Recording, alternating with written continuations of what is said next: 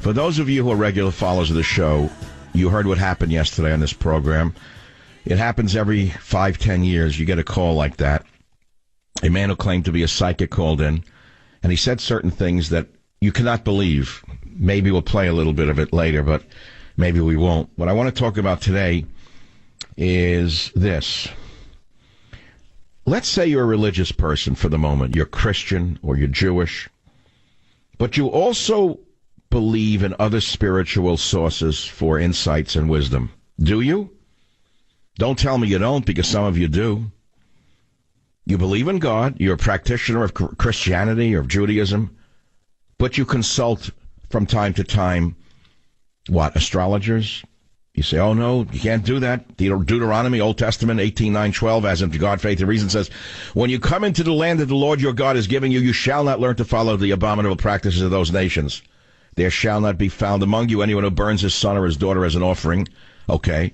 Anyone who practices divination or tells fortunes or interprets omens, or a sorcerer or a charmer, or a medium or a necromancer, or one who inquires of the dead.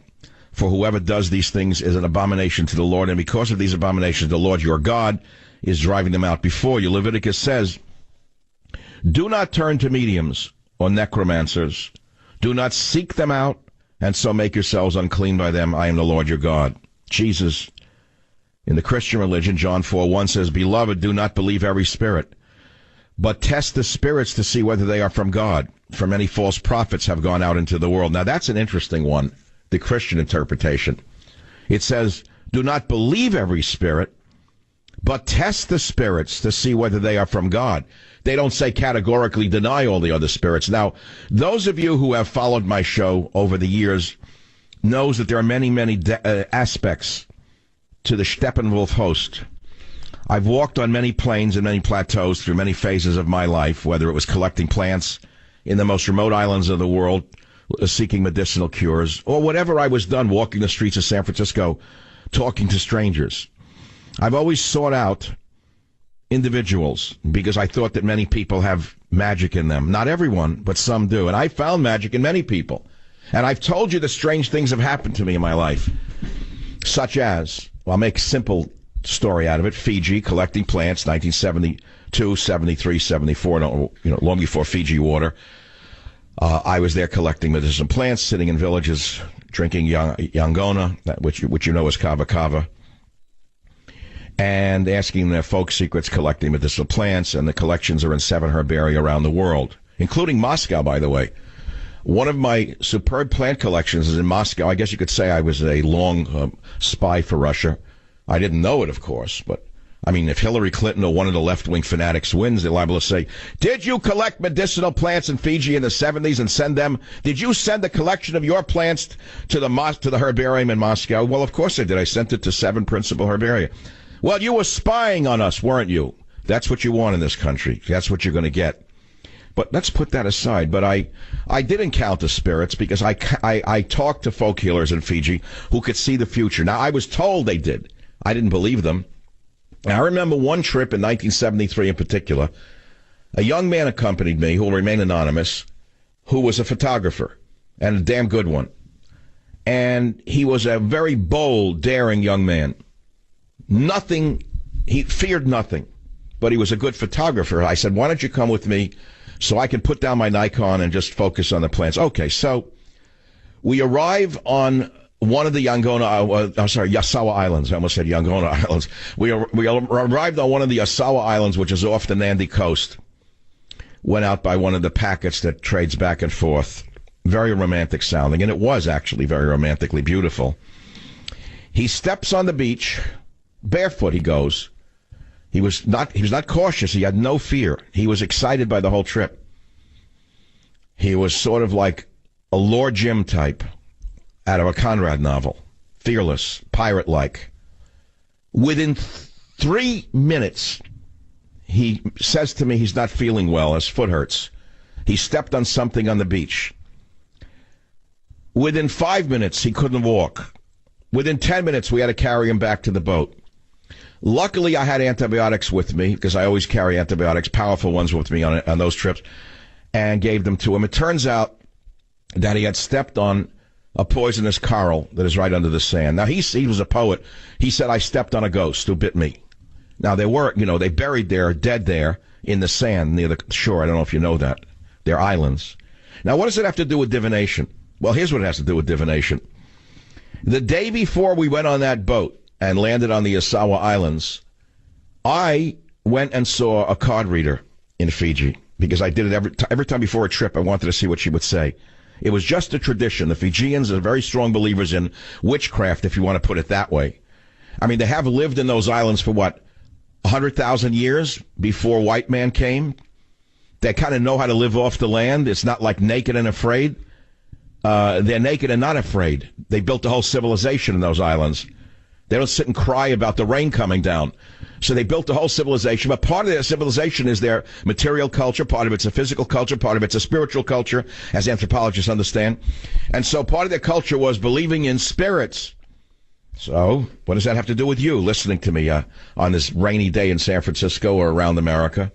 After all, I'm not talking about Hillary Clinton. You're not hearing about Uranium One. You're not hearing about Bill Clinton selling us out to the Chinese, selling all of our rare metals and the manufacturing ability to the Chinese. You're not hearing about his ex-Secretary of Defense, William Cohen, who is acting as a traitor right now, working deals in China, along with Madeline Halfbright and so many others who sold us down the river, which is why, of course, America First is so important. But I'll get to that later. You're hearing about spirits, is what you're hearing. And so, therefore, listen to me quickly. Listen to me carefully, please. I want you to listen to me. It's very important as we get to this. You'll see how it ties into politics in a minute. I go to the card reader with this young guy. She throws the cards and she says to me, Michael, your trip will go well. You'll collect a lot of plants. Then she looked at him very shyly. She wouldn't say anything. And she looked at me and I said, what's the matter? Now, the Fijians are very polite people. They're not like us. They're not bold and daring and outspoken. They're tough people, but they're not like that. So I had to draw her out, and she said quietly and hesitatingly, she said, I'm afraid that he will be injured in the islands. He will become crippled and almost die. Well, he laughed. Next day, steps on the sand, punctures the foot, becomes crippled, saved by the antibiotics. So you say coincidence or the ability to read the future? I'll let you decide. Now, having said that, yesterday a psychic called a show. And I'm asking you, let's say you are a religious Christian, but occasionally you read a horoscope or you go to a medium. Don't tell me you don't, because I know many of you do. But many of you say, no, the Bible says you can't do that. Well, for those of you who are rigid, one-dimensional conservatives, and you're in the radio business, and all you can do is talk about Ronald Reagan or the Constitution or the Bill of Rights as though you wrote them, and you say this is a bunch of garbage, this is Berkeley hippie crap, I don't do that stuff. I don't do that stuff. That's not for us. We're real conservatives. We kill elephants. We slaughter horses. We smoke cigarettes. And we don't believe in that stuff. We don't even go to church, but we make believe we do. And we're all so rich now because the rubes believe us. Take a guess which presidents consulted psychics. Well, you may not know it, but throughout U.S. history, many of its presidents have been a loyal follower of psychic readings. They've consulted mediums in times of great distress, personally, politically, and then they made decisions based upon their consultations. Who are these presidents? Why, they're some crackpots from Berkeley. No. President Washington knew of the birth, development, and the future of the United States from the apparition he had seen of a mysterious woman who told Washington about the United States and its journey in the global world. George Washington revealed this in 1778. Abraham Lincoln, a rationalist, correct? Lincoln was perhaps the most active participant and follower of psychic visions. In psychic realms, he used to partake in diverse realms and see visions as well. It is believed that President Lincoln experienced a vision in which he saw his own assassination. Franklin Delano Roosevelt took guidance from psychic readings regarding political matters both before and during World War II and after World War II. His psychic reading guidance were usually focused on international relations. Ronald Reagan, the great Ronald Reagan, wouldn't do that, would he? Well, he and his wife Nancy were strong believers in psychic readings. His presidential term of 8 years was filled with political scandals and assassination attempts. And people in the field believe that President Reagan survived all the scandals with the help of a psychic named Joan Quigley, whom Nancy Reagan used to consult on a daily basis. The evidence for this is a White House aide during President Reagan's tenure. Aide says that every major decision and move was first consulted, quote, in advance with a woman in San Francisco. Wow. President Wilson used to consult psychic mediums regularly to know about predictions of his death. Well, it's interesting to me that we haven't had a president who consults mediums that we know of since Reagan, and the country's gone downhill since then. I mean, maybe if we can get President Trump to consult a medium, maybe he could foresee what's coming and do the right thing for everyone as he's trying to do. But he's sort of poking around in the dark. He's going here, he's going there, he's trying this, he's trying that. People are ridiculing him, trying to destroy him. Maybe you should see a medium who can tell him who Robert Mueller really is, what spirit Mueller really embodies. But I'm not here to advise the president. I'm here to talk with you today on the Savage Nation about God, faith, and reason, and about psychics. Do you believe in God yet still believe in other spiritual sources for wisdom? You say, well, what does that have to do? Come on, man, give us the politics, will you please? We're not interested in this stuff. I'm going to take a chance and say you are interested in this stuff. You know why? Because I'm interested in it. And there's a primary rule in talk radio that has not changed from the day I began a quarter of a century ago. You want to hear it? If the host is interested in a topic, so will the audience be. If the host is faking it and calling it in, the audience will just turn that show off. They don't care how interesting you try to make yourself sound. We've got a stack of things we'll never get to. We've got a busy day here. No. That's a front. I didn't say we have a busy day here. I didn't tell you I have a stack of stuff here. All I did was tell you what I'm thinking about. And then I'll tell you about my dreams last night, since the psychic who was on the show yesterday said that your life will start changing tonight as you dream because I've already affected your subconscious. Did he? He says in 30 days your life's going to change totally. You see, I called him after the show. He said, Michael, I'm not going to tell you anymore. Well, I said, get specific. I'm a cynic. I'm a New Yorker. I don't believe everything I hear, okay? Number one. Number two, I don't call listeners, but I'm calling you. So let's get a little more specific here. And he did. And I'll tell you maybe. I won't tell you when I come back on the Savage Nation. Join the Savage Nation. Call now, 855-400-SAVAGE, 855-400-7282. Savage. The Savage Nation is sponsored by Swiss America, the only company I trust with my financial future. Call 800-289-2646 or SwissAmerica.com. Everywhere you look, experts are predicting a market crash. What would a market crash do to your future? Your IRA, your 401k. Imagine no more happy returns, dividend checks, or savings cushion. In spite of major warning signs all around, crashes happen suddenly. I've been warning you about the risks to your savings. I've told you there's a secret war raging against you and your money. Will you please listen to me and take action? I'm telling you to take action now. Do it right now. Savage says be wise. Call Swiss America at 800-289-2646. Write it down. 800-289-2646. You're going to get a free secret war report. I want you to protect your hard-earned money before it is too late. Simply call 800-289-2646. You can thank me later, but call 800-289-2646 for the free booklet now. Do you have trouble sleeping like most people do? I'm here to change your sleeping patterns forever. I, myself, have never slept better since I started using MyPillow. I would toss and turn all night and never feel fully rested, but that's all changed once I discovered MyPillow the way I like it. MyPillow uses a patented technology that morphs perfectly to the type of sleeper you are. You create the pillow that's right for you, right on their own website. It's amazing, and of course it's all manufactured right here in the United States and comes with a 10-year warranty.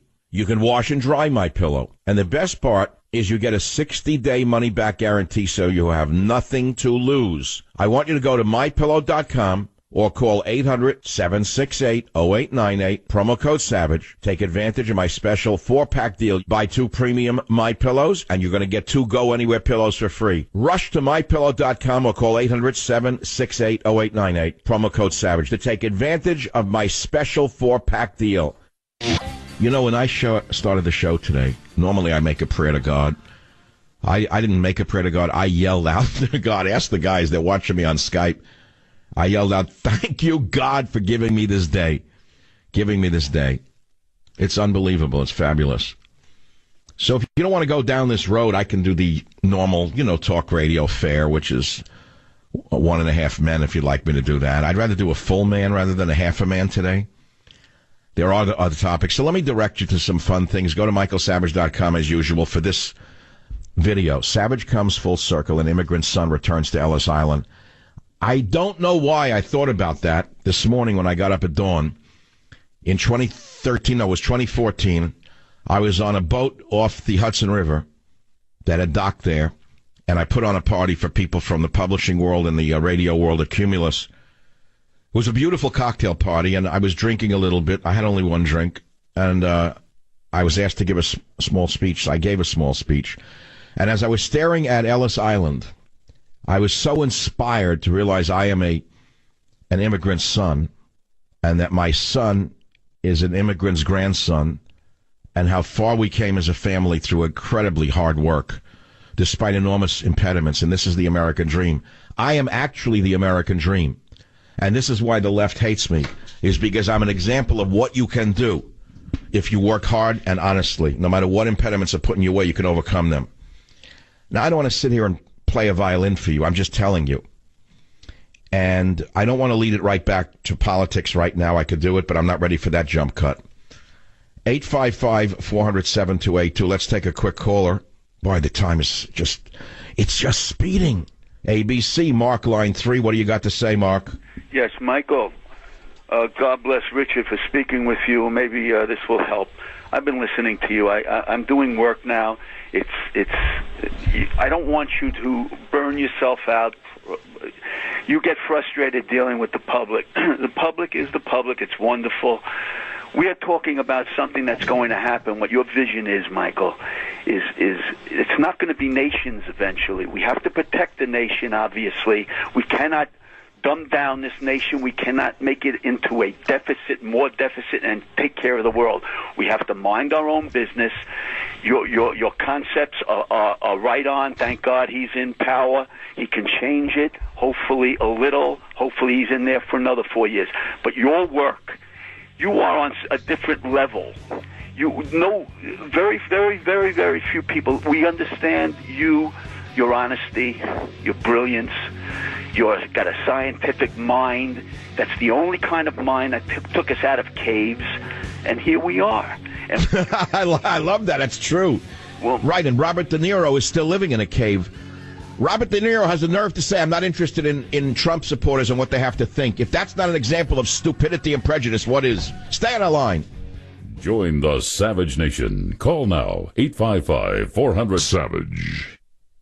I'll bet you don't spend much time thinking about your circulation, but you really should. You know why? Because good circulation is crucial to energy and stamina. You see, it gets oxygen and nutrients flowing throughout your body, so you can exercise longer, do more everyday activities, and recover more quickly. So what can you do to promote healthy circulation? You can drink Super Beets. Super Beets promotes the body's own natural ability to produce healthier circulation for increased energy and stamina all day long. Only Super Beets is made from beets grown to exacting standards. That's important. They are then concentrated into superfood crystals. So to improve your circulation, all you got to do is call 800-481-0504, 800-481-0504, or go to SavageLovesBeets.com. Listen to this. With your first order, you're going to get another 30-day supply of Super Beets for free, plus indicator strips to see how Super Beets is working for you, and free shipping. You can't beat the deal. Call 800-481-0504 or SavageLovesBeets.com. You know, most of our English words have roots in other languages, in Latin, in Greek. And so when you bring in foreign tongues into this country, they don't even think the way we do. They have no concept of what we're thinking or what we're doing. Even the word theology, when you think about it, which is the study of God and religion, Where does it come from? Well, it's the word theos. Then you add the Greek root logos, knowledge, study, or word. And so all of our words are based upon Western civilization.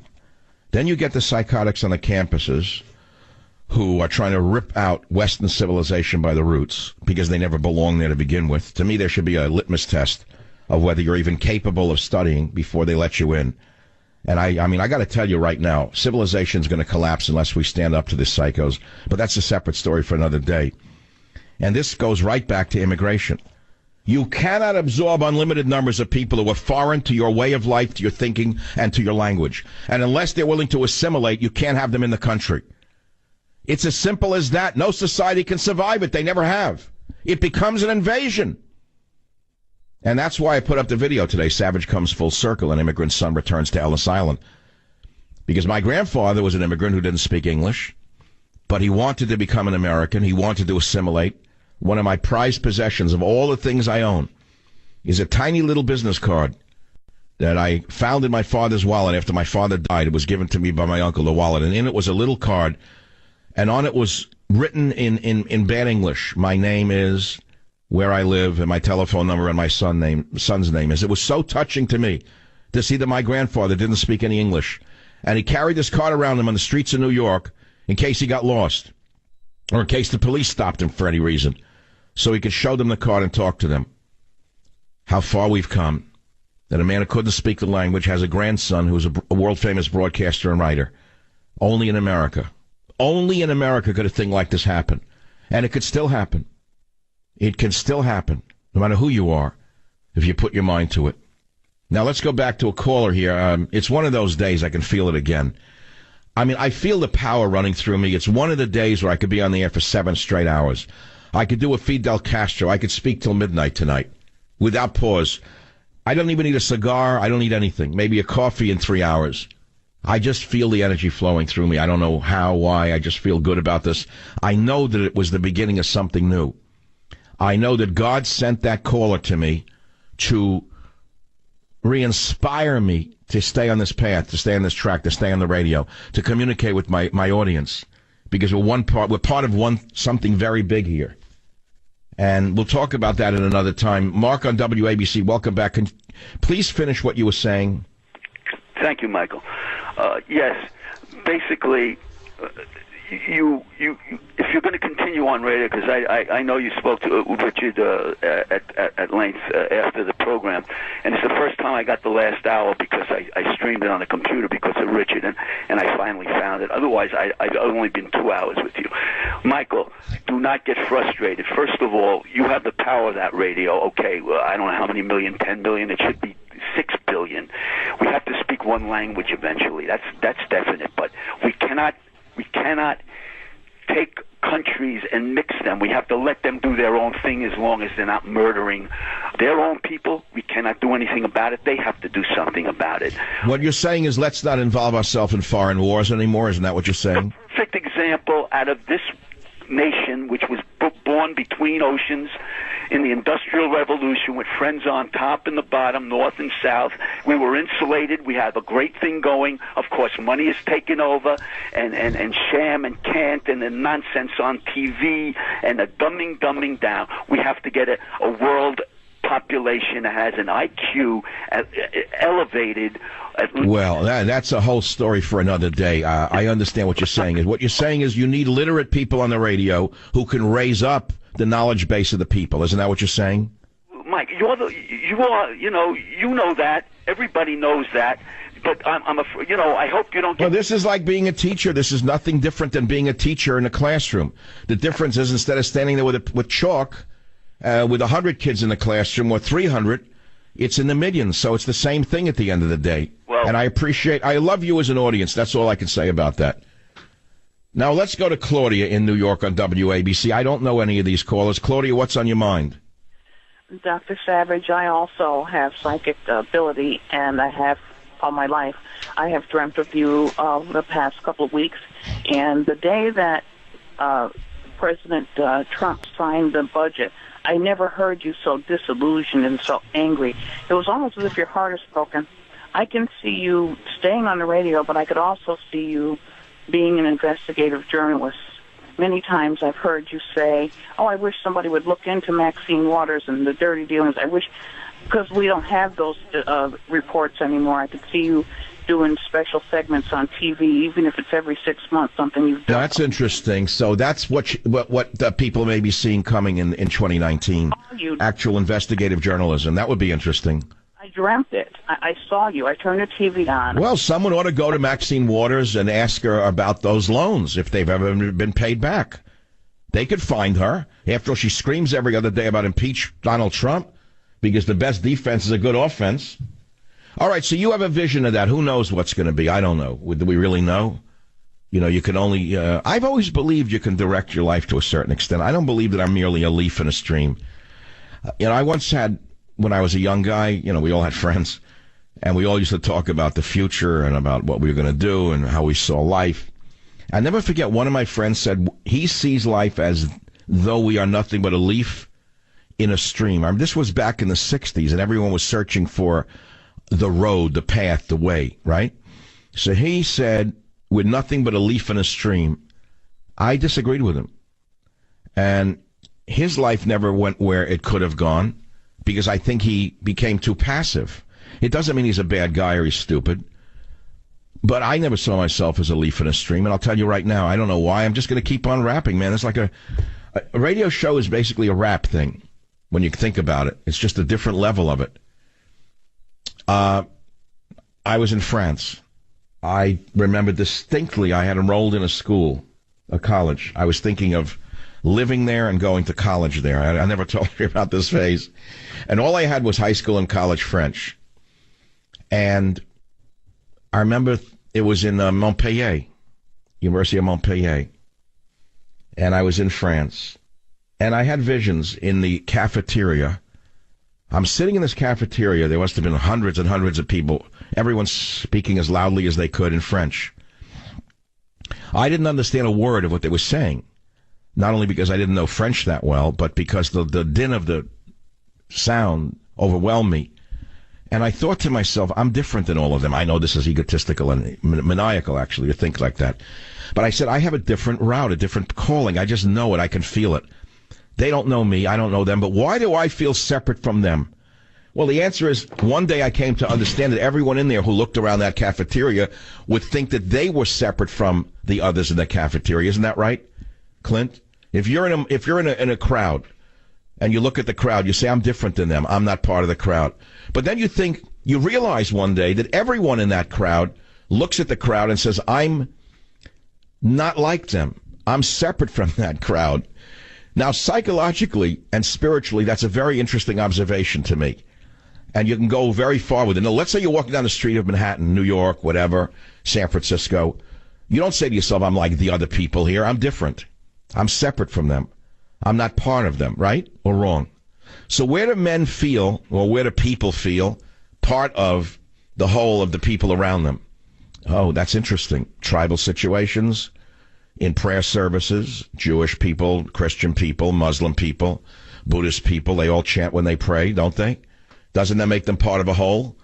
Doesn't that make them part of a community? Isn't that the whole appeal of religion in many cases, where you cease being that isolated atom seeking to belong to something? So you hear the chant and you join the chant. And then suddenly the harmonium of the chant brings you into the group and you become part of the group. What does that have to do with anything?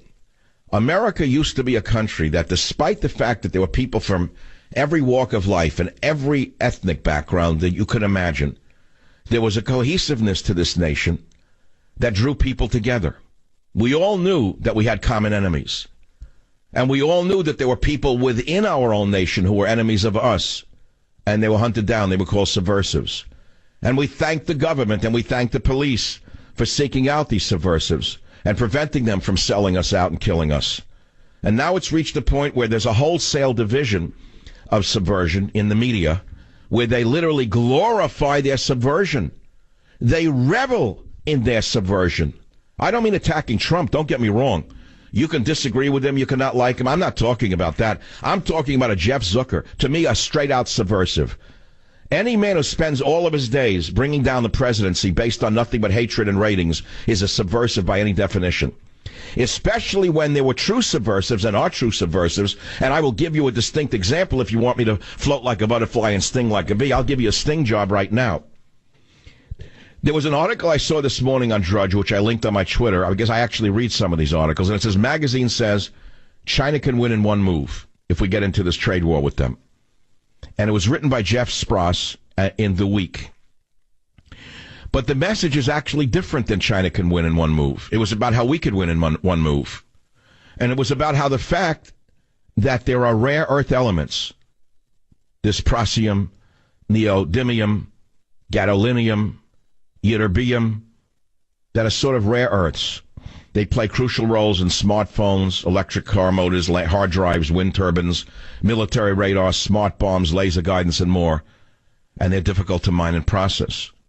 And we're dependent almost entirely upon China for them. How did that happen? Bill Clinton permitted China to buy the companies that created these minerals. It was called MagnaQuench, an American company that emerged out of General Motors in the 1980s, which specialized in the magnets that account for most of the final components created from rare earth metals. And guess what happened? In 1995, under Bill Clinton, MagnaQuench was bought out by a consortium that included two Chinese firms, which took over 62% majority share in the company. And then the Chinese bought a big rare earth magnet plant in Indiana. And eventually MagnaQuench's manufacturing capacities were moved to China, and the Indiana plant was shut down. Bill Clinton. If this is not treason, tell me what is. Have you seen one investigative report on this? Have you seen any of the phonies in the media talk about it? Have you seen anyone demand a special prosecutor for Bill Clinton or Hillary Clinton? This is only one example. They're one after the other. All you hear about is collusion with Russia, which has turned out to be nothing. A false faker. A faker from the beginning. But this is real. There was a company, MagnaQuench, moved to China. And it was done because Bill Clinton permitted the takeover. CFIUS approved the initial takeover of MagnaQuench in 95 under the Clinton administration, as well as letting the Indiana plant to shut down under the Bush administration. So the government did this. Did you hear this? You never heard about it, right? Well, you heard about it now. But now we go on. What can we do about it? China's going to hold us over a barrel? No. No. Because we have rare earth metals in the United States to this day. But it's very difficult now to mine them. But Trump, with an executive order, could step in. He could nationalize it through direct industrial policy. Are you listening to me? And we could have our own domestic supply of rare earth metals again and be free of China's hold over us. I'll be right back. Well, here we go again. Another major data breach. This time it's Orbitz, the popular travel booking platform. You heard of them. Well, they just announced the breach may have compromised 880,000 customers. Hackers access credit card numbers used to book travel through the platform's website in 2016 and 2017. The hackers may have also stolen names, dates of birth, gender, phone numbers, and addresses. Do you hear this? There are so many threats in today's connected world, and it just takes one weak link for criminals to get in. Well, it's a good thing that new LifeLock identity theft protection adds the power of Norton Security, which I happen to have, by the way, to help protect you against threats to your identity and your devices that you can't easily see or fix on your own. Listen, if you have a problem, they have agents who will work to fix it. No one can stop every cyber threat, prevent all identity theft, or monitor transactions at all businesses. But new LifeLock with Norton Security is able to uncover threats you might otherwise miss. So please go to LifeLock.com or call 1-800-LifeLock. Use code SAVAGE for an additional 10% off your first year. That's 1-800-LifeLock. No, it isn't that. It's LifeLock.com, promo code SAVAGE, for 10% off. Now, before I move on to your calls, I told you about Bill Clinton permitting the sale of rare earth mines and the companies that mined them to China in the 90s. To me, it's treason. Do you know that he had a Secretary of Defense, William Cohen, the last I checked, was still a lobbyist working for China? Did you know the last I checked, Madeleine Albright, that big mouth brisket maker, is also a lobbyist for China, the last I checked? Do you know how many government officials under Clinton were actually secret agents of China? You don't, do you? Because you've been busy looking at Donald Trump.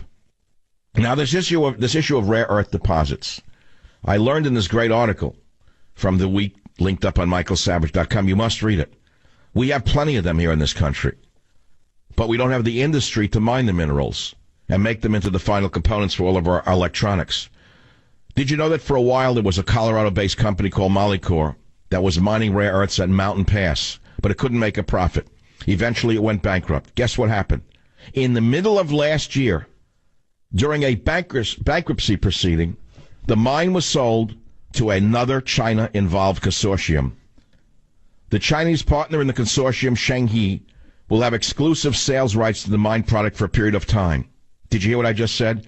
Donald Trump has the power to move in under national security, seize the mine, build the plants back up in Indiana or wherever, and get free of these Chinese devils who are taking us to the cleaners and lining us up for complete domination. Make no mistake about it, they have been at war with us for a long time. Well, right now they only have one aircraft carrier. The last I checked, we had 8. Strike while the iron is hot, or we'll be struck while we're cold. Join the Savage Nation. Call now, 855-400-SAVAGE, 855-400-7282. Savage. They thought they had it all locked up in February. It's supposed to be our wettest month. It was dry. They were ready. Al Gore got out the script. They're ready to have speeches and riots and balloons about global warming. And bang, we got hit in March. Now, here we are in April, another beauty. See, nature has a way of correcting itself. And so our water table's going up, shocking. Oh, yeah, now they're turning that into global warming. These are idiots. They know nothing. I know everything.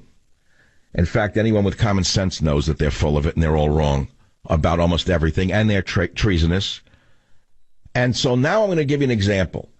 All the years I would watch Robert De Niro in movies, whether he was in The Godfather, I was enamored of him. I thought he was a great, great actor. And I actually thought that the man was the part he was playing. I thought he was the young Vito Corleone in The Godfather. I thought he was Jake LaMotta in whatever that movie was. Every movie he was in, I thought he was smart. I thought he was sharp. I thought he had independence and he was secure. Every time I wake up and this guy actually speaks from the real Robert De Niro, I know he's an insecure, empty-headed moron. Then I looked into his background. The man never went past the High School of Performing Art. He is stupid. He's uneducated. He is nothing like the characters he plays. Every day he attacks Donald Trump. Now, you don't have to like Donald Trump to understand that if you have an almost pathological need to open your mouth every day and rip him apart, something's wrong with you, not for him. So he gave a couple of speeches yesterday where he was asked, why don't you at least try to understand what Trump supporters think? And he says, I don't need to know what Trump supporters think. Half the country voted for Donald Trump. Of those who voted, that would include some pretty smart people, but he doesn't care what you think. He knows more than you do. Why? Because he's a rich, powerful actor, and everyone licks his boots. And he thinks that he is the characters he plays. This is the problem with Hollywood. They're so insulated from reality that they think everybody are the sycophants around them, whether it's him, Sean Penn, any of the other commies who have laughed all the way to the Swiss bank. So now here he is. This is the real Robert De Niro, the insecure Schmendrick, in clip 3. Listen to this stupidity. As I said, are trying to do the right thing, whereas that scumbag is just trying to do the wrong thing. I've heard a prominent journalist use scumbag on one of the Sunday shows. I think it's allowed, believe it or not. We're going to have like a street fair with Donald Trump dolls, and all kinds of kids can punch them, hit them with sticks, deflate them, do whatever they want. Mm-hmm. That's very classy, Bob. This is what happens when you spend too much time inhaling the cheese on the end of the pizza instead of eating it. When some of it goes up your nose, apparently a little bit of it gets caught in your brain. So he's just an example of one of many of people who have no education, no background, no knowledge, and they confuse their act with themselves. The only one I still actually respect out of that mob, that little rat pack, is Al Pacino, because I don't know what his politics are. Maybe they're identical to De Niro. He's smart enough to not tell us what he thinks. When I see a Robert De Niro movie now on TV, I'll tell you right now, clicking around, I go right past it. I will not watch it. It's all recorded, Comcast or whatever. I got a whole list of people who I found that hate America. I will not watch them for 1 second. There's a couple, I don't remember the names. I don't carry them around. It would burden me, right? But this guy doesn't stop. So now let's get back to the more important stuff, which is what we're talking about. What were we talking about? Well, yesterday I had a guy on the show. I'm not going to play the whole thing because it would be too long. He called out of nowhere. Do we have that soundbite anywhere that we could play a minute or so people could hear his voice? Richard the Psychic, it's clip 9. Let's play just a minute or two so we can catch people up who were missing class yesterday on the Savage Nation. Would you play that, Clint? It is clip number 9. Fire away on the Savage Nation. 1, 2, 3, 4. 1, 2, 1, 2. Can't find it. This is like ruined. Richard on WABC line 3. Go ahead. What's on your mind? It's a very special call because I am very psychic and I am a psychic. You are in a transition, Michael. A spiritual transition. I want you to let go of yesterday. Your tomorrow is in search of you right now, and you have no idea. Your spiritual enlightenment is about to happen to you, and it'll manifest in a way which will change your whole dynamic, your whole aura. And it's so obvious, and I think your listeners understand what I'm saying. I kind of understand what you're saying, but if you could articulate a little more, I'd appreciate it. What do you mean by my thing, my whatever?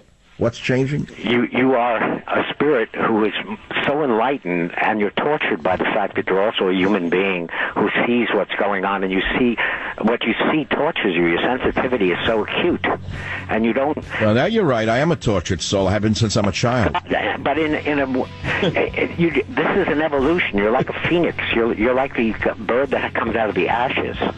It's time for you to fly, man. You have no idea what's in front. Well, what does it mean? I should become like a religious figure and become a guru? No, you should just let go of yesterday. You only hear my voice, so how do you know that I'm going through such a phase? Don't say that. Don't say that. You wrote that book, God, Faith, and Reason? I don't just hear your voice. I hear your spirit, my friend. And I'm not being new agey about this. Listen, I felt compelled to call you on a spiritual level. I don't call talk shows. I really don't. And quite frankly, I'm giving you a very important message, not only for you, but you're a leader. Some people are in search of the light. You are the light. You illuminate things, my friend. You can light up the world now. It's your time. And okay, let's pause right there. Let's pause right there. Then said I, Our Lord God, behold, I cannot speak, for I am a child. But the Lord said unto me, Say not, I am a child, for to whomsoever I shall send thee, thou shalt go, and whatsoever I shall command thee, thou shalt speak. Jeremiah 1, 6, 7. That's one of the biblical quotes in God, Faith, and Reason that I selected for you and put into the book. I had a little trick in my book, God, Faith, and Reason.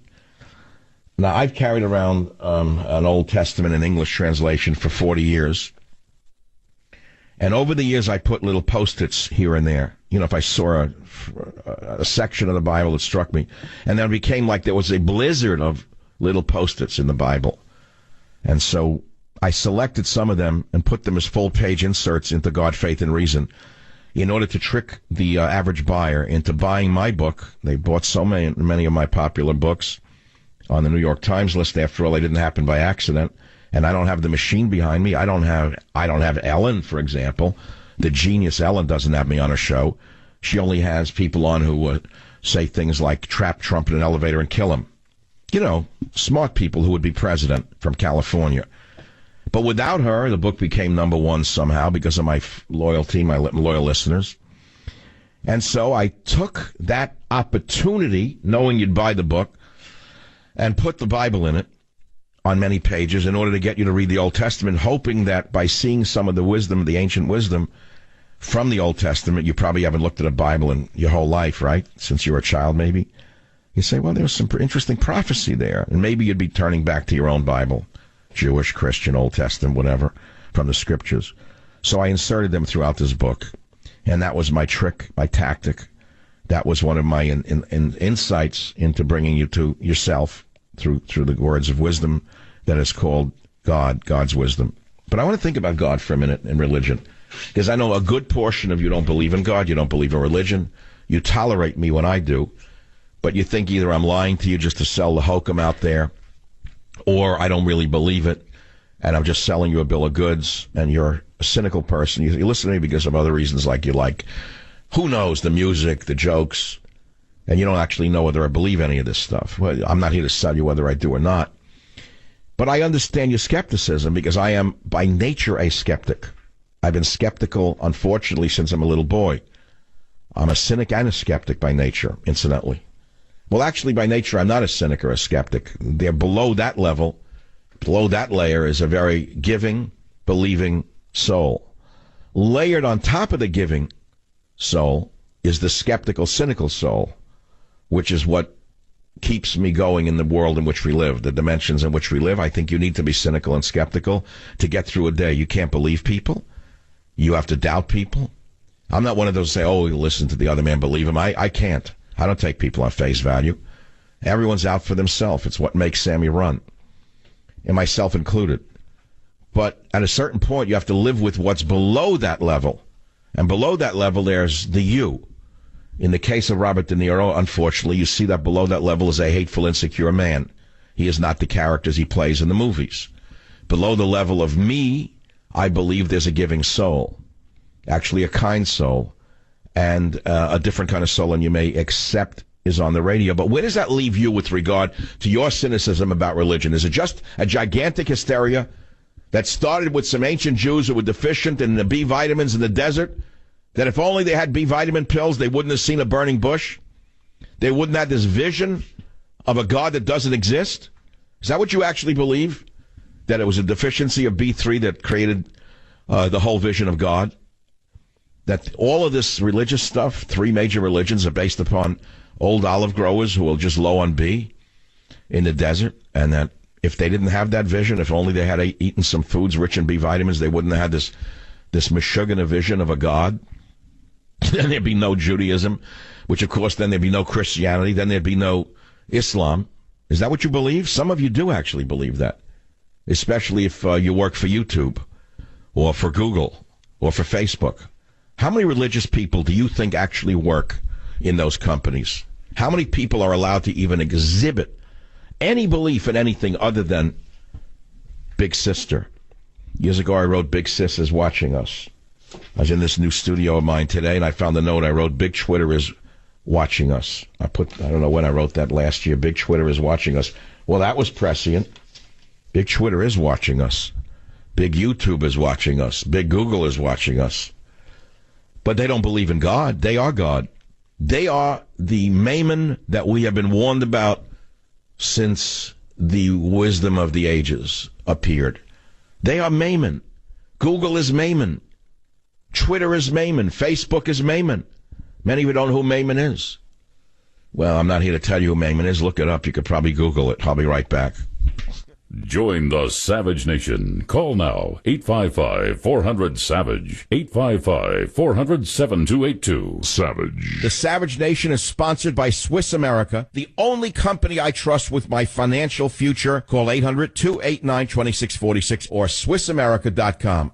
Everywhere you look, experts are predicting a market crash. What would a market crash do to your future, your IRA, your 401k? Imagine no more happy returns, dividend checks, or savings cushion. In spite of major warning signs all around, crashes happen suddenly. I've been warning you about the risks to your savings. I've told you there's a secret war raging against you and your money. Will you please listen to me and take action? I'm telling you to take action now. Do it right now. Savage says be wise. Call Swiss America at 800-289-2646. Write it down.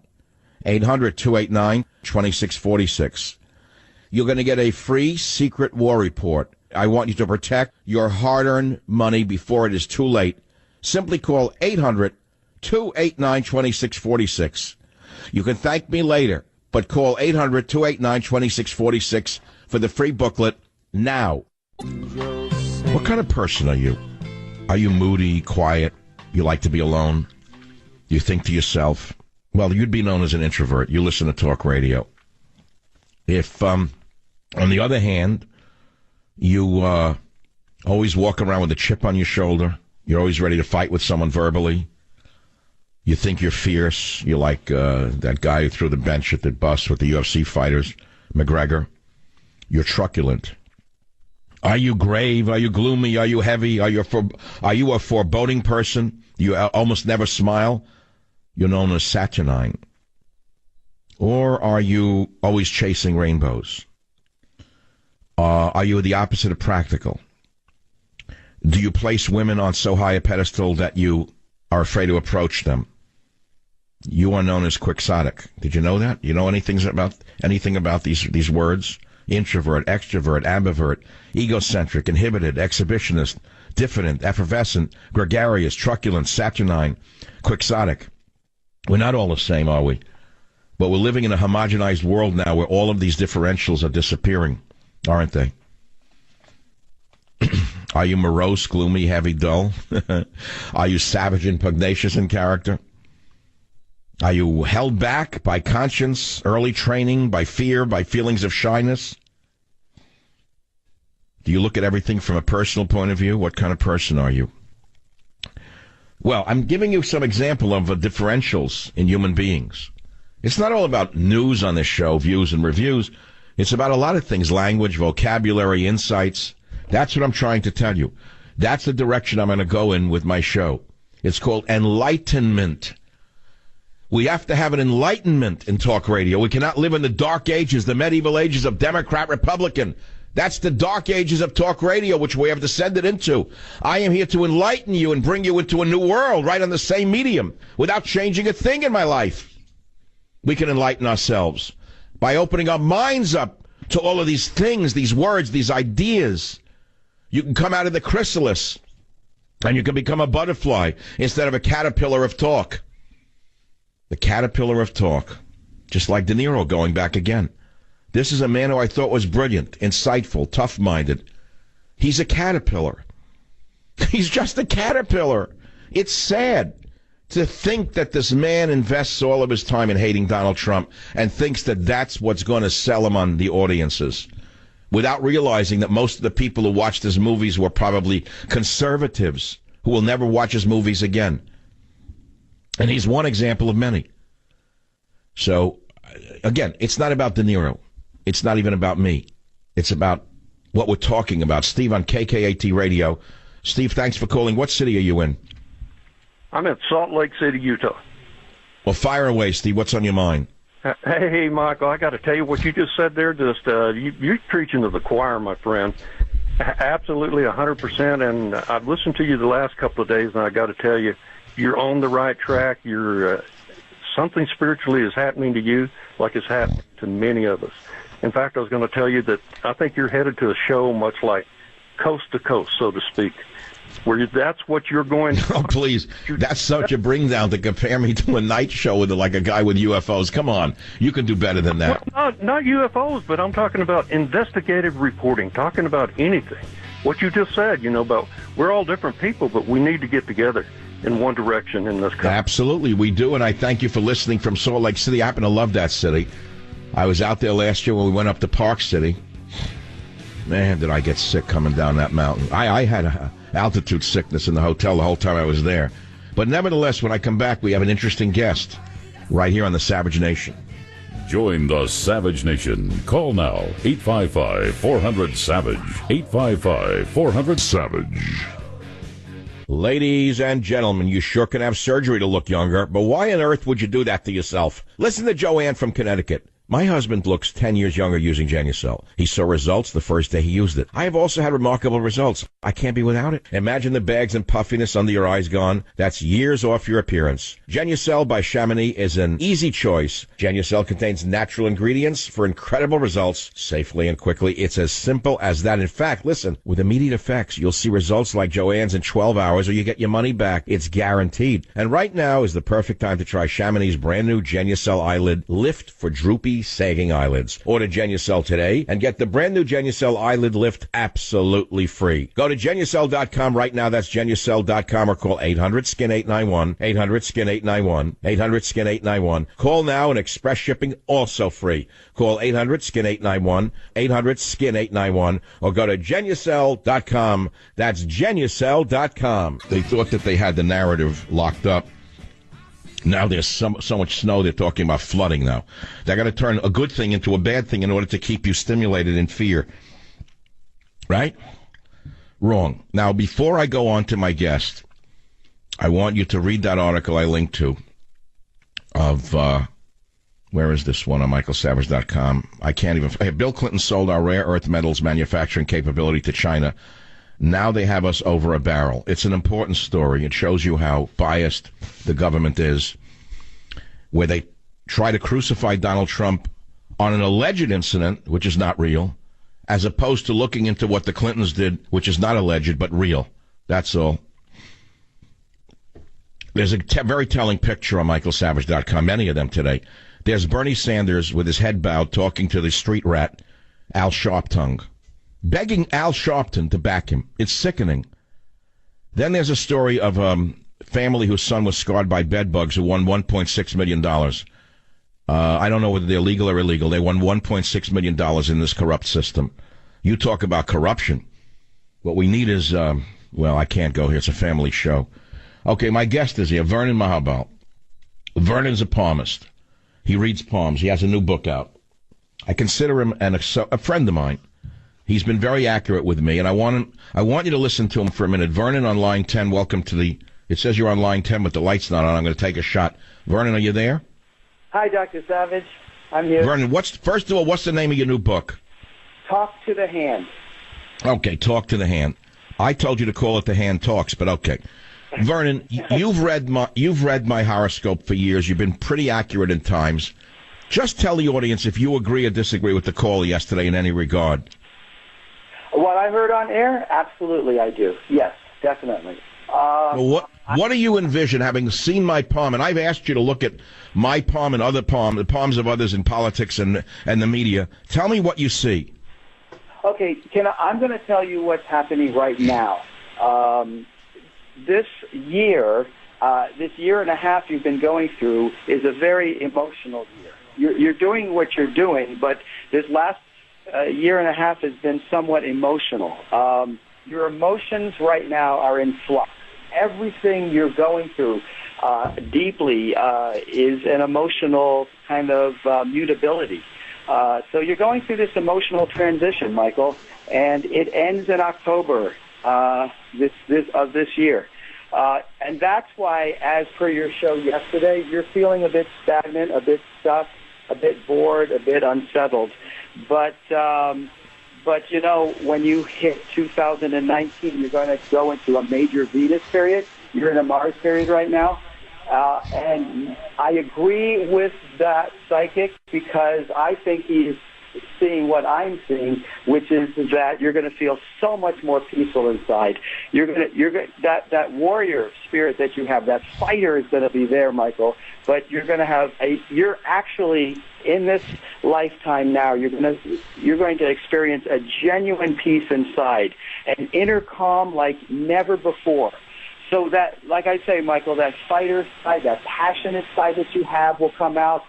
But right now, your emotions are going through this flux and this mutability, and you're going through a spiritual experience. You're going through this deep metaphysical spiritual experience. And I do see that in 2019, Michael, your shows are going to be more philosophical, like you are doing now. This is the transition. This is the flux.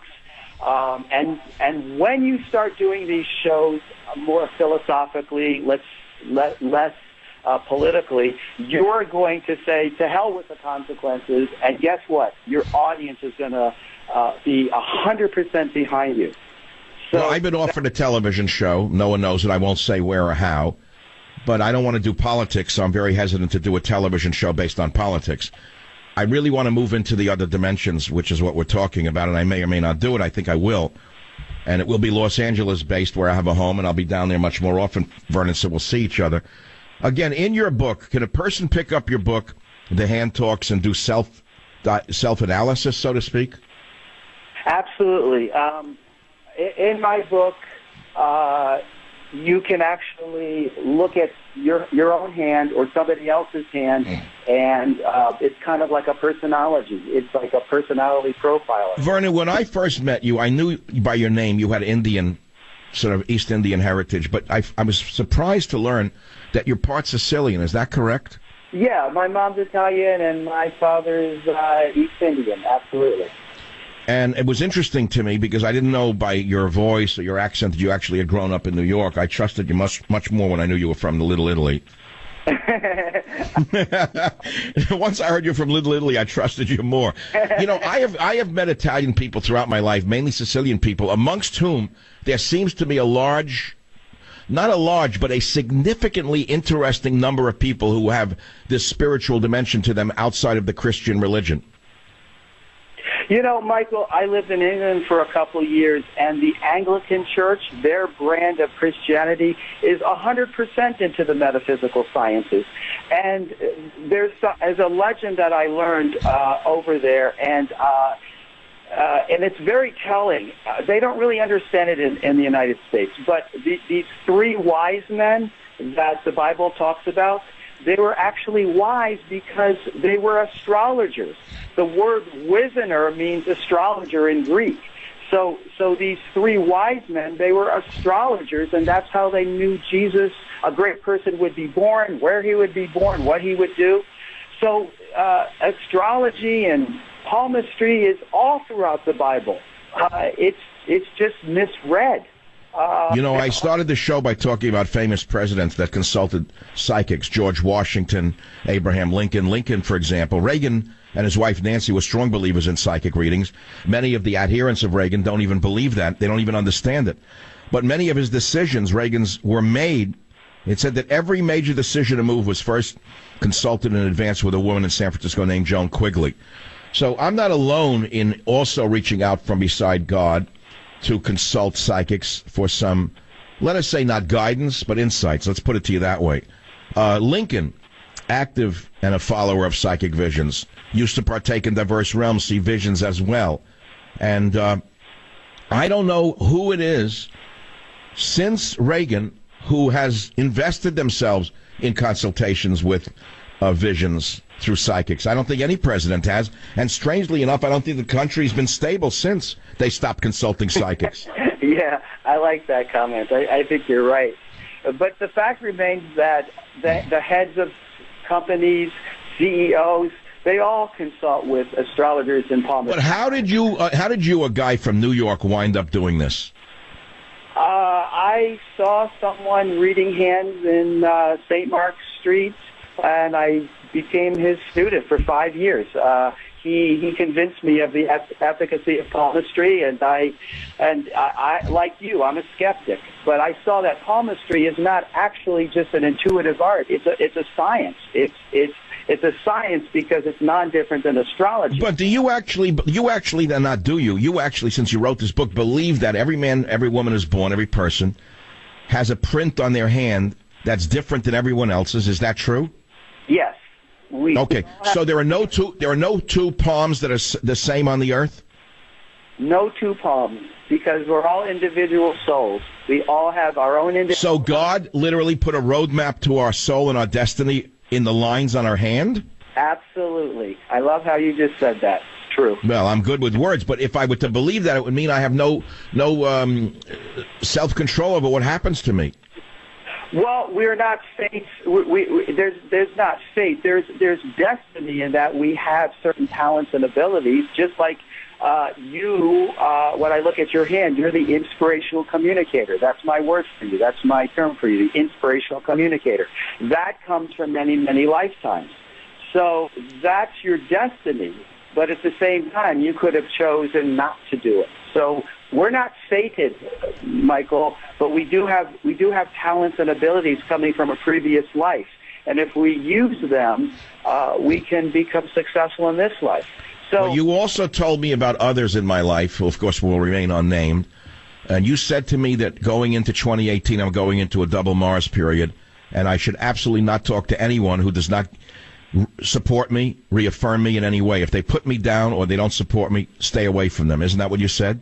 Yes, Michael, let me tell you something. The media is afraid of you. They're intimidated by you. They know your power, and you don't need them. That's why they don't work with you. That's why they don't extend their arm out to you, because they are afraid of you, because they know your power. Well, I don't know that that's the fact. I think that there are just jealous people who are competing with me who don't want me anywhere or near their network for fear that I'll outshine them. I think that's what you're saying. That's exactly what I'm saying. But you have your own network, and people. Well, I have my own audience, right? I have the radio show, which is fabulous. Obviously, they buy the books that I write, and they're bestsellers one after the other. So, at the end of the day, God gave me all the tools I need to continue. So, looking ahead, Vernon, in your own life, again, I have to go back to you, Vernon. You're Italian of what? Sicilian heritage? Yes. Because when I met you, I was surprised at how you looked. You dark-skinned, right? Sort of dark, and you look somewhat Indian, something, a mother-father thing. And you tell me you got to get into this by accident through someone reading hands in St. Mark's Place. Who, without mentioning names, just category-wise, who are some of the most famous people who consult with you? You. But you told me the Anglican Church in England relies, sometimes you go there and do them, right? When I lived in England, I did, but I have many famous clients, and people. This is what I like about you, Michael. You're upfront about the fact that you utilize people like me. But most of my clientele want to keep it secret because, and for good reason, they own businesses. They're right. They'd be laughed at that they go to fortune tellers and they'd be laughed at. I get it. So they have to play the game. Yeah. Well, let me. If someone buys your book and then they want to consult with you, do you have do they? Okay, because remember, there's some people in the media who've been trying to destroy me. And what I did is I went and looked for pictures of them holding their hands up. I'm not going to mention their names, with their palms forward, and I sent you those pictures, and you told me that these people would come to some bad things that are happening right now. I was shocked to believe you told me that based on their hands, but I did. People don't realize that when they give a talk and their hands are open to the audience, that handprint can be blown up, right, in red? Absolutely. And lying. So we're not going to mention names, and we wish them all well, but I can't control the fate of what they've, let us say, incurred as a result of their own behavior. Yes. How can people reach you to have a reading by sending you a picture of their hand? Just give us a website. PalmistryInstitute.com. PalmistryInstitute.com, and then you'll be in touch, and they'll maybe take a picture of their hand and send it to you, right? Yes. I'm going to have a question and answer period coming up right now for the rest of the hour when I come back. Is there anyone out there who wants to ask Vernon Mahabal a question about this weird, bizarre, crazy, kooky, San Francisco, Berkeley hippie thing called palm reading? I'll be right back. Do you have trouble sleeping like most people do? I'm here to change your sleeping patterns forever. I, myself, have never slept better since I started using MyPillow. I would toss and turn all night and never feel fully rested, but that's all changed once I discovered MyPillow the way I like it. MyPillow uses a patented technology that morphs perfectly to the type of sleeper you are. You create the pillow that's right for you, right on their own website. It's amazing, and of course it's all manufactured right here in the United States and comes with a 10-year warranty. You can wash and dry MyPillow, and the best part is you get a 60-day money-back guarantee, so you have nothing to lose. I want you to go to MyPillow.com or call 800-768-0898, promo code SAVAGE. Take advantage of my special 4-pack deal. Buy 2 premium MyPillows, and you're going to get 2 Go-Anywhere pillows for free. Rush to MyPillow.com or call 800-768-0898, promo code SAVAGE, to take advantage of my special 4-pack deal. Hey, look, have you ever taken your car in for an oil change and the mechanic finds something wrong and surprise, you're hit with a repair bill like through the roof? It's happened to all of us. When you have extended vehicle protection from CarShield, you don't have to worry about those unexpected surprises. Look, if your car breaks down after the manufacturer's warranty expires, you could be out of pocket thousands of dollars to get it fixed. Replacing your engine, thousands. Simple repair to a sensor today, over $1,000. And there's nothing simple about today's cars. CarShield makes the process of fixing your car for a covered repair super easy. You can have your favorite mechanic or dealership do the work. It is your choice. And they also provide you with 24/7 roadside assistance and a rental car while yours is being fixed for free. So, listen carefully. If your car has 5,000 to 150,000 miles, it doesn't mean you have to pay high repair bills. CarShield administrators have paid out close to $2 billion in claims, and they are ready to help you. What you got to do is save yourself thousands by getting covered by the ultimate and extended vehicle protection. Call 800-CAR-6100, code SAVAGE, or visit carshield.com, code SAVAGE to save 10%. Write it down. carshield.com, code SAVAGE, or call 800-CAR-6100, that's 800-CAR-6100, 800-CAR-6100, and mention code SAVAGE. A deductible may apply. We have scarcely 2 minutes left in this hour. I know many of you are just biting your nails, wishing to God you could hear the next hour. But I have no control over local programming. But the show can be streamed for the next hour around the world, as many people are doing. Probably a third of my listeners now are streaming the show, and I don't know how you do that, whatever you do. We don't charge for it. You just get it for free, which is crazy altogether. I don't understand that part of it.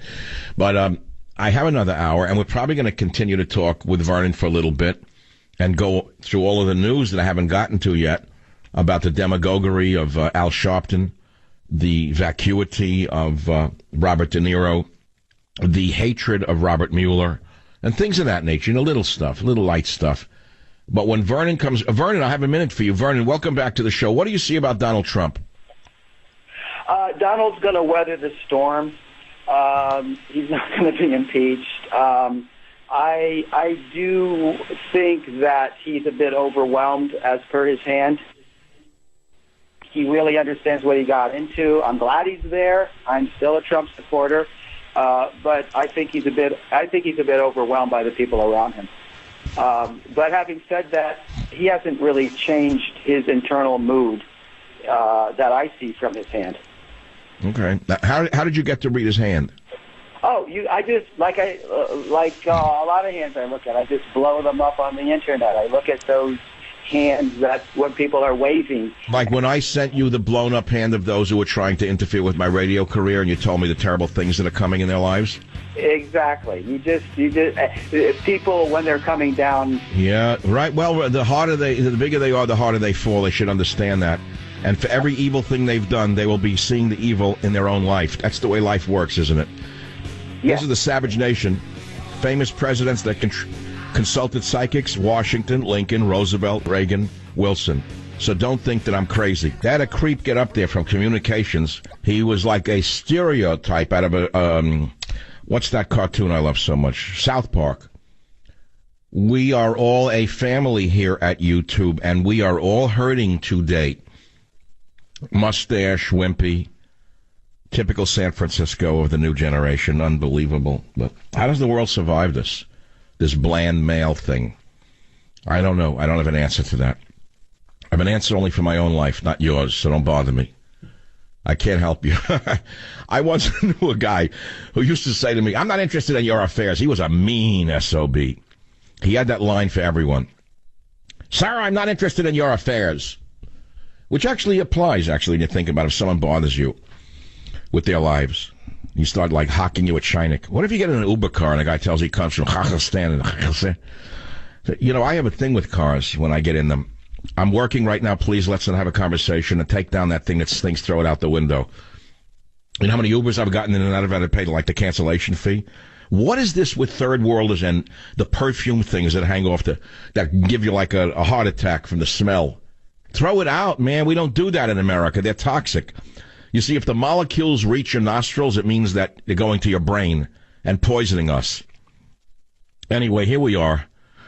Michael Savage, an immigrant son who's returning to Ellis Island on a daily basis here on the Savage Nation. And we are talking about a number of things. And my guest is still with me. You should have put the name of his book up. I don't want to get it wrong. It's Vernon Mahabal. And the book is, what? The Hand Talks? Talk to the Hand. I said call it The Hand Talks, or Talk to the Hand. To me, the hand talks to me. Like when I did something wrong, my father's hand really talked to me. I got to tell you that. No, he wasn't a hitter. He was a mind screwer. That's the way he did that one. The yelling. The worst thing you can do to a child is not hit them. You know what the worst thing is? Freeze them out and don't talk to them. You want to really break a kid's mind? Don't talk to them. Put the finger to the mouth. No. Or just Dad, I didn't do anything wrong. Oh, no, do that for 2 or 3 days. You want to try and break someone? It's like a North Korean prison. But here we are years later. We grow up and we find our way in life. I remember when I first took a job in New York at a major publishing company. I was a national science consultant for a major company. And I went around the country with some people trying to interest school districts in the school science books that we put out. And because I had a bachelor's degree at the time in science, they figured I'd be a good salesman. I was a good-looking young guy. And I traveled to sell this stuff. So I remember once I came back from one of the trips. I'm in the elevator going up on 3rd Avenue. And one of the guys, like the manager, I thought he was God, like the vice president of sales, looked at me and looked down his nose at me and said, "Young man, you're wearing a blue suit with brown shoes. Please come in and see me." I went and saw him. And he said, "That is not the right way to dress in our company. If you wear a blue suit, you wear black shoes. Maybe one day when you're very successful, you can wear a blue suit with brown shoes or even sandals. But right now, if you wear a blue suit, you must wear black shoes to show you how far we have come in this country in terms of conformity." So that has nothing to do with what we're talking about. I'm just telling you what goes on in the world today, how open and free we are. But is it really a better world? Has freedom yielded freedom? Has freedom yielded freedom or more slavery? In fact, Orwell wrote, freedom is slavery. And such as that. War is peace. With us now is Vernon Mahabal Palmist. His book is Talk to the Hand. But I want to take some of the callers who were calling before Vernon joined the show, such as Vicky in Vegas, in Oi Vegas on line 5. Vicky from Oi Vegas, what's on your mind? Hi. Oi, Michael and Vernon. I can't tell you how you've blown my mind. You have just blown my mind. I am a longtime listener forever. And Richard blew my mind yesterday because I have felt your frustration. I was an elected official here in our state. I am going through the same transformation type thing right now, and I am, frustrated. I feel your pain. I hate to even say that because I came out of... I actually don't have any pain anymore. When I woke up today, and Richard was right, something happened inside my soul last night, and I actually came to understand that what others may be trying to do to me doesn't matter because I have control over what I feel. This is an old story. I don't even want to think about what others think about me behind my back. It doesn't matter. In other words, they're only shadows in my own mind. They're not even real to me. So what they're thinking or what they're doing doesn't really matter to me. I get it. I feel the same way. In other words, I am liberated from all the machinations of all the others who may or may not be plotting against my career. It doesn't matter to me. That's the whole point. I'm actually free. I'm a free spirit again. You are. And you're... So now tell me, you called and said the mystic and the religious blend together. What do you mean by that? Well, I believe it even more now that you had Vernon on today because it's... Are you living in Las Vegas? Yes, I know. How did you were you born there? How did you wind up there? No, I lived in Southern California. I grew up in Southern California. But what brought you to Las Vegas? My husband's work. And I've always worked, and I love... What is he? He's an assassin, takes people out in the desert on a one-way trip? That, I'm sure, it goes on. But, no, he was in the real estate development program. I did lose him a couple years ago, and I have reached my spirit... Wait, I missed that. I was coughing. Did you say you lost him? I did lose him when I was an elected official, and... What do you mean? He got a divorce or he died? No, he passed away. Oh, that's terrible. So you're hurting. Yes. Well, look, honey, I can't go down that road right now because everyone will get very sad. All I can say is, don't give up. That's all. Now, Vernon, the Palmist, line 10, book is Talk to the Hand. Vernon, welcome to the show. Hi, Michael. Vernon, hello. Yeah. Vernon's gone. No. What were you doing? Making a scungili there? What were you doing? I'm here. Now, you're half Sicilian and half Indian. What's your diet? I'm a vegetarian. But I'm not... No, I'm not laughing, but are you a vegan? No, that's the liberal aspect. No, I'm conservative. I'm a real vegetarian. All right, so you know how to mix food so you get a complete protein. The beans and rice, for example.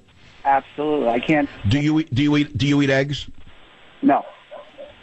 Well, I have a friend. The man has fought in 5 wars. He's a great man, a great warrior. He's a pescatarian, which is a phrase I'd never heard before he used it, which is he's a vegetarian who eats fish. Yeah. So, Vernon, let me ask you before let's cut to the chase. A lot of people want to talk to you and then stuff like that. You've made predictions about me. You made predictions about Donald Trump. Are there any other famous people that we are all interested in who you want to make some predictions about based upon their palmistry? Yeah, actually, if you want to give me a certain person or personality, I'll tell you what I see. Well, I don't know who you've studied, so I'm just fishing in a barrel now. I don't know, like, who? Pick a famous actor, for example. Robert De Niro, who has such a vendetta against President Trump that it's almost pathological. Have you read his poem? No, I haven't. I don't think I'm ever going to either. All right. So you see, I don't know where to start. Give me one then that you have read. Well, I don't really look too much at actors and actresses. I look a lot at political. How about Hillary Clinton's poem? Oh well, I mean, I don't even want to talk about it. It's depressing. But just say I didn't read it. If you didn't, you didn't. I have read it. All right, so tell me in a short version, what's her future hold? She's going to die soon. Oh, God. Let's hope not. Well, let's hope she's around until the age of Moses so we have someone to ridicule. No. It's very sad what you just said in some ways. I think she's pure evil, and her ambition is a pathological ambition, and what her and her husband have done to this country is so bad. I was talking about selling off not the uranium mines, but we didn't even know about the precious metals, the precious metals that they sold off, from which we need all the computer parts, the chips that she allowed to sell to China. This is pure evil.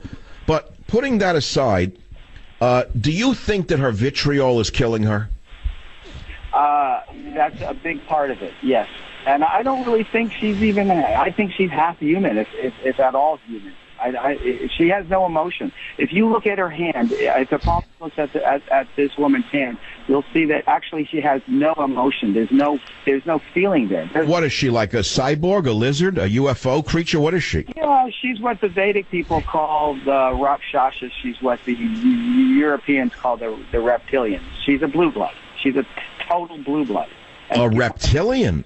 What is a reptilian human? Tell me what that is. I never heard of it.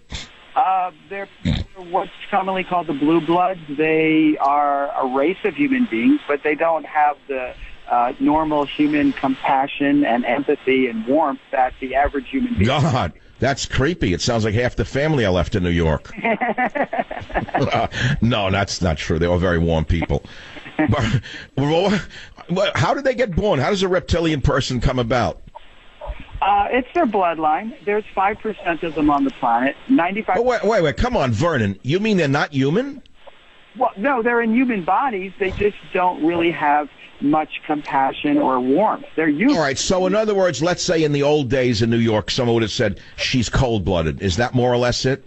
Exactly, yeah.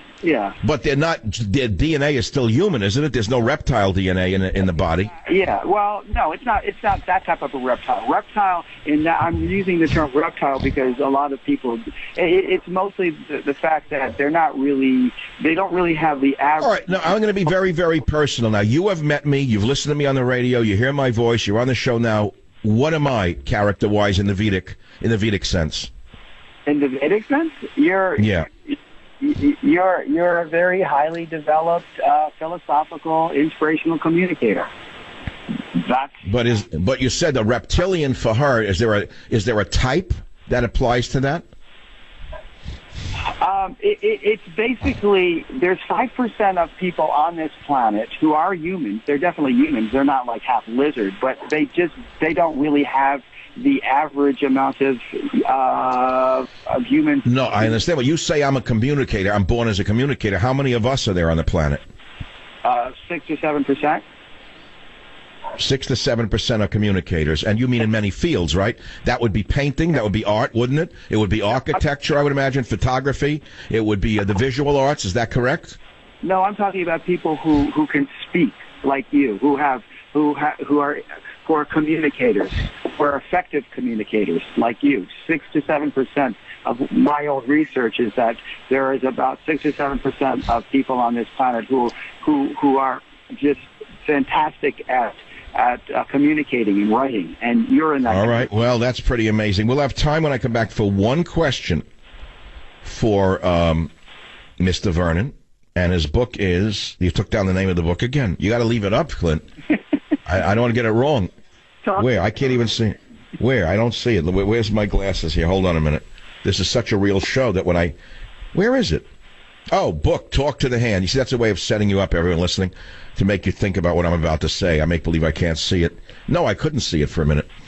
Vernon Mahabal, friend of mine, Palmer's book is Talk to the Hand. Back in a minute. Join the Savage Nation. Call now, 855-400-SAVAGE, 855-400-7282. Savage. The Savage Nation is sponsored by Swiss America, the only company I trust with my financial future. Call 800-289-2646 or SwissAmerica.com. Today's technology makes a lot of things easier simply because everything is connected. Your cell phone connected to your tablet. Tablet is connected to your smart TV. And they're all connected to your Wi-Fi.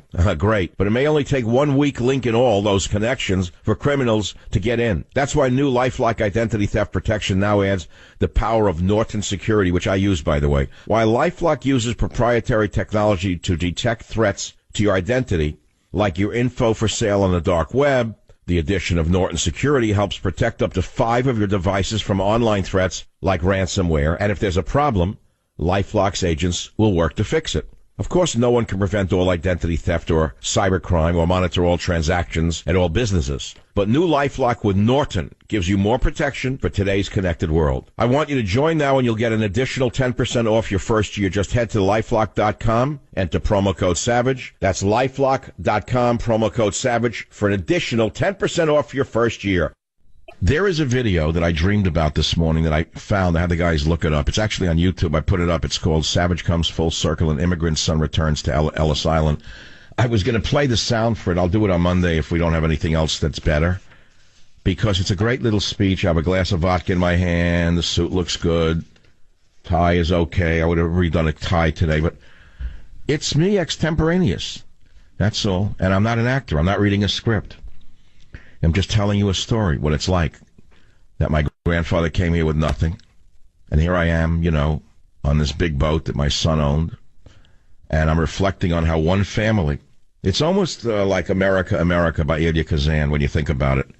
This country is still the greatest country on the planet.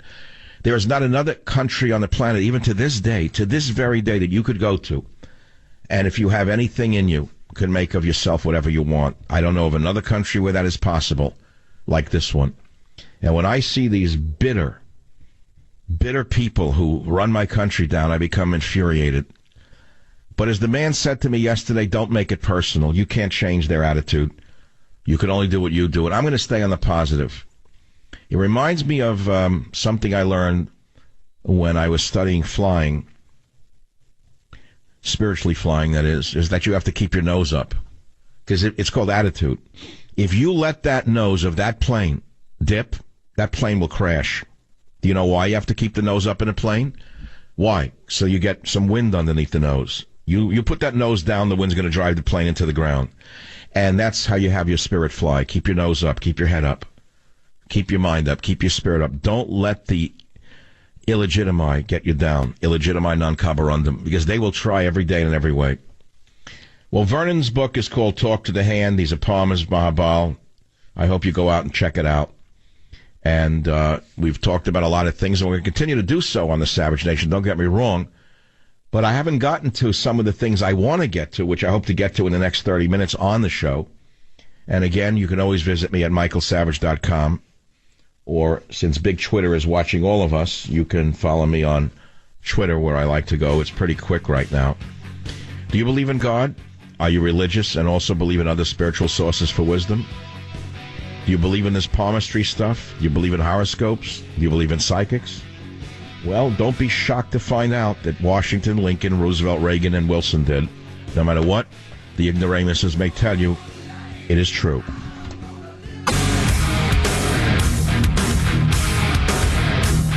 You know, when I started the show today, normally I make a prayer to God. I didn't make a prayer to God. I yelled out to God. Ask the guys that watching me on Skype. I yelled out, thank you, God, for giving me this day. Giving me this day. It's unbelievable. It's fabulous. So let me direct you to some fun things. Go to michaelsavage.com as usual for this video. Savage comes full circle. An immigrant son returns to Ellis Island.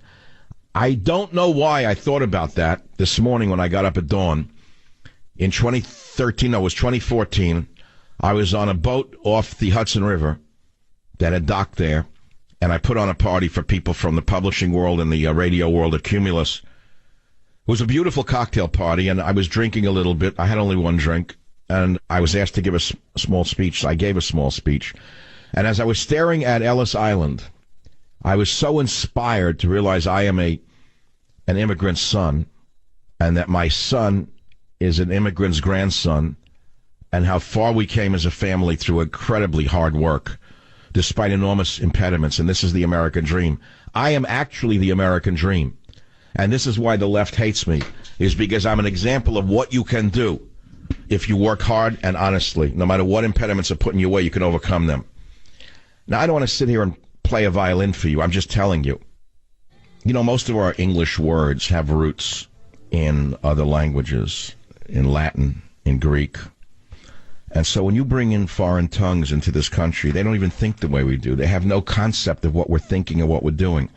Even the word theology, when you think about it, which is the study of God and religion, where does it come from? Well, it's the word theos. Then you add the Greek root logos, knowledge, study, or word. And so all of our words are based upon Western civilization. Then you get the psychotics on the campuses who are trying to rip out Western civilization by the roots because they never belonged there to begin with. To me, there should be a litmus test of whether you're even capable of studying before they let you in. And I mean, I got to tell you right now, civilization's going to collapse unless we stand up to the psychos. But that's a separate story for another day. And this goes right back to immigration. You cannot absorb unlimited numbers of people who are foreign to your way of life, to your thinking, and to your language. And unless they're willing to assimilate, you can't have them in the country. It's as simple as that. No society can survive it. They never have. It becomes an invasion. And that's why I put up the video today, Savage Comes Full Circle, an immigrant son returns to Ellis Island. Because my grandfather was an immigrant who didn't speak English, but he wanted to become an American. He wanted to assimilate. One of my prized possessions of all the things I own is a tiny little business card that I found in my father's wallet after my father died. It was given to me by my uncle, the wallet. And in it was a little card, and on it was written in bad English, my name is, where I live, and my telephone number, and my son's name is. It was so touching to me to see that my grandfather didn't speak any English. And he carried this card around him on the streets of New York in case he got lost, or in case the police stopped him for any reason, so he could show them the card and talk to them. How far we've come, that a man who couldn't speak the language has a grandson who's a world-famous broadcaster and writer. Only in America. Only in America could a thing like this happen. And it could still happen. It can still happen, no matter who you are, if you put your mind to it. America used to be a country that, despite the fact that there were people from every walk of life and every ethnic background that you could imagine, there was a cohesiveness to this nation that drew people together. We all knew that we had common enemies. And we all knew that there were people within our own nation who were enemies of us. And they were hunted down. They were called subversives. And we thanked the government and we thanked the police for seeking out these subversives and preventing them from selling us out and killing us. And now it's reached a point where there's a wholesale division of subversion in the media where they literally glorify their subversion. They revel in their subversion. I don't mean attacking Trump. Don't get me wrong. You can disagree with him. You cannot like him. I'm not talking about that. I'm talking about a Jeff Zucker. To me, a straight-out subversive. Any man who spends all of his days bringing down the presidency based on nothing but hatred and ratings is a subversive by any definition. Especially when there were true subversives and are true subversives. And I will give you a distinct example if you want me to float like a butterfly and sting like a bee. I'll give you a sting job right now. There was an article I saw this morning on Drudge, which I linked on my Twitter, because I actually read some of these articles, and it says, magazine says China can win in one move if we get into this trade war with them. And it was written by Jeff Spross in The Week. But the message is actually different than China can win in one move. It was about how we could win in one move. And it was about how the fact that there are rare earth elements, dysprosium, neodymium, gadolinium, ytterbium, that are sort of rare earths. They play crucial roles in smartphones, electric car motors, hard drives, wind turbines, military radar, smart bombs, laser guidance, and more. And they're difficult to mine and process. And we're dependent almost entirely upon China for them. How did that happen? Bill Clinton permitted China to buy the companies that created these minerals.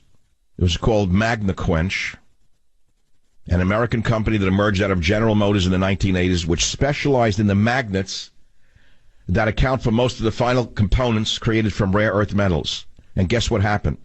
In 1995, under Bill Clinton, MagnaQuench was bought out by a consortium that included two Chinese firms, which took over 62% majority share in the company.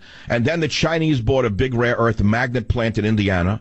And eventually MagnaQuench's manufacturing capacities were moved to China, and the Indiana plant was shut down.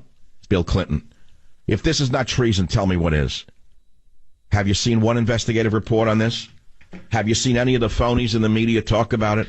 Have you seen anyone demand a special prosecutor for Bill Clinton or Hillary Clinton? This is only one example. They're one after the other. All you hear about is collusion with Russia, which has turned out to be nothing. A false faker. A faker from the beginning. But this is real. There was a company, MagnaQuench, moved to China. And it was done because Bill Clinton permitted the takeover. CFIUS approved the initial takeover of MagnaQuench in 95 under the Clinton administration, as well as letting the Indiana plant to shut down under the Bush administration. So the government did this. Did you hear this? You never heard about it, right? Well, you heard about it now. But now we go on. What can we do about it? China's going to hold us over a barrel? No. No. Because we have rare earth metals in the United States to this day. But it's very difficult now to mine them. But Trump, with an executive order, could step in. He could nationalize it through direct industrial policy. Are you listening to me? And we could have our own domestic supply of rare earth metals again and be free of China's hold over us. So here we are. I got to tell you something funny. You know, I'm new to Twitter. Like, I've been on it since 2009 or what. I never did much with it. In fact, I put it down when Donald Trump started to do it. I said, stop it already. It's adolescent. It's juvenile. Stop with the tweets, right? And then I said, you know, if you can't beat him, join him. So I started tweeting very heavily shortly thereafter that. And then I got into it. It becomes like an obsession. And I found out something interesting about tweeting. If I put up a political story, it gets, a certain amount. But if I put up a personal story, like a picture of my cars, it's like triple. Yeah, I was like, the show didn't feel good. I went home. I didn't want to go out. No dinner out. It's just like I had a sore throat coming on. I'm going to stay home and do my standard thing, which is chicken, spaghetti, and a bottle of red wine. I don't drink red wine a lot because I get a headache generally. But when I don't feel good and I got a sore throat, it guaranteed I spray my throat with a certain herbal thing, dose up with megagrams of vitamin C, take a lot of vitamin A, and then I drink some red wine and I cook. So I cook a dish. I put it up on Twitter. And I'm getting hit by all these Italians. They say, look, how could you do that? They see the plate of food that I put up there, and it's actually a beautiful picture. But what they don't understand is they said, why do you put lettuce underneath your pasta and underneath what's in the pasta dish in your plate? I've never seen anything like that. They don't understand something. I, for one, don't like eating cold salad. So if you put lettuce at the base of your plate, and then you put your spaghetti on top of it, your sauce, and whatever you cook, what happens is the lettuce gets warm, it wilts, but meanwhile all the juices of the food go into the lettuce. And you can have your salad while you're eating your dinner. You don't eat it separate. You understand that? I don't know why people are so objecting to it. But the response was overwhelming, just a picture of a meal. Now, here is the question. You can't go home again, foreigners and natives. Do you wish you could move back from where you came? Or what happens when you go home? And the issue of Spawn Penn, busted for amphetamine, well, the girl was, and other drugs. I'm asking you, why do you think children of Hollywood rich turn out to be such garbage? And also the Ellen thing. Why is she not being boycotted for laughing about killing Trump? Kamala Harris, whoever she is, they think she's going to be president? Yeah, right. My dog has a bigger chance. Jokes on being in an elevator with Trump and says, does one of us have to come out alive? That would be the end of a career for any white male. Now imagine Obama's president and a would-be whatever goes on a radio or TV show, and someone says, if you go in an elevator with blah, blah, does one of us have to come out alive? You must apologize. You must step down. And whoever show it was on, boycott city, out of business. But no, what is this, two separate rules here? Yes. Why? What if a white male politician had gone on a talk show and was asked a similar question and had an answer similar to that of Kamala Harris? And by the way, what Ellen DeGeneres did by letting this joke go out on the air and laughing along with her about killing Trump and others, what if someone on Fox News had done that, for example? Laura Ingraham said one word about that little snot-nose in Florida, calling him a brat or something, I don't even know what, and all the advertisers left her show.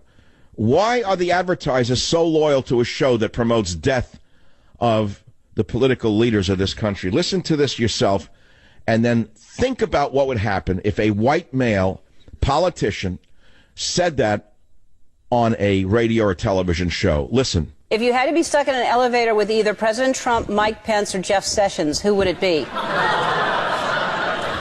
Does one of us have to come out alive?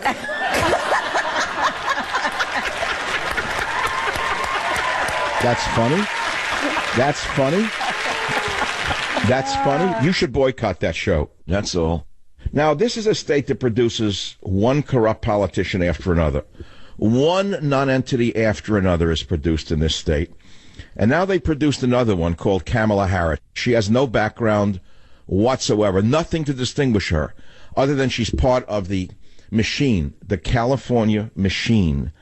Be right back. Join the Savage Nation. Call now, 855-400-SAVAGE, 855-400-7282. Savage. Everywhere you look, experts are predicting a market crash. What would a market crash do to your future, your IRA, your 401k? Imagine no more happy returns, dividend checks, or savings cushion. In spite of major warning signs all around, crashes happen suddenly. I've been warning you about the risks to your savings. I've told you there's a secret war raging against you and your money. Will you please listen to me and take action? I'm telling you to take action now. Do it right now. Savage says be wise. Call Swiss America at 800-289-2646. Write it down. 800-289-2646. You're going to get a free secret war report. I want you to protect your hard-earned money before it is too late. Simply call 800-289-2646.